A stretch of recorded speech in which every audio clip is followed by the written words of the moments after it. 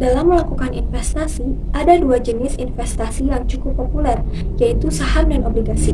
Secara umum, saham dan obligasi memiliki tujuan yang sama, yaitu untuk menanamkan modal atau dana untuk mendapatkan keuntungan dari perusahaan. Sedangkan perbedaan saham dan obligasi adalah pemilik saham memiliki hak atas keuntungan perusahaan dan juga hak suara, sedangkan obligasi, pemilik hanya berstatus sebagai pemberi utang. Menurut Adler, Desmond, dan Wilson, obligasi merupakan salah satu sumber pendanaan bagi pemerintah dan perusahaan yang dapat diperoleh dari pasar modal. Secara sederhana, obligasi merupakan suatu surat berharga yang dikeluarkan oleh penerbit kepada investor, di mana penerbit akan memberikan suatu imbal hasil berupa kupon yang dibayarkan secara berkala dan nilai pokok ketika obligasi tersebut mengalami jatuh tempo.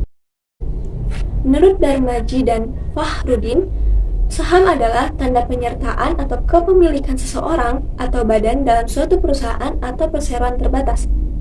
Wujud saham adalah selembar kertas yang menerangkan bahwa pemilik tersebut adalah pemilik perusahaan yang menerbitkan surat berharga tersebut. Porsi kepemilikan ditentukan oleh seberapa besar pernyataan yang ditanamkan di perusahaan tersebut.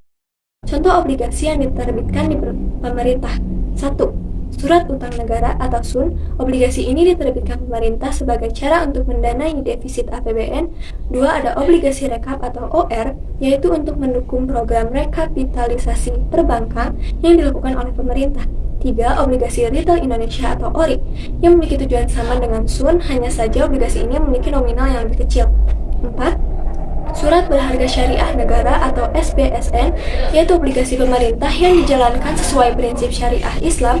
5. Yaitu ORI 19, diterbitkan pemerintah untuk membiayai penanganan COVID-19.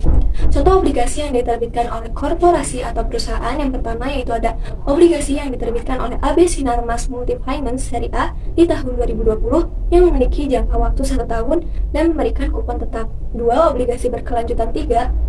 Adira Finance Seri C yang diterbitkan pada tahun 2016 dengan jangka waktu 5 tahun dengan kupon tetap sebesar 10,25%. Dan masih banyak contoh obligasi perusahaan yang lainnya. Contoh saham yaitu 1. Saham BUMN, contohnya yaitu saham BRI, saham BNI, dan lain-lain. 2. Saham perusahaan yang memproduksi bahan pokok seperti PT Indofood, Sukses Makmur Tbk, dan PT Sinarmas Terbuka. 3. Saham properti. 4. Saham farmasi. 5. Saham BTPN atau Bank Tabungan Pensiun Nasional. Dan yang ke-6 saham BTPN Syariah yang sesuai dengan syariat agama Islam. Assalamualaikum warahmatullahi wabarakatuh.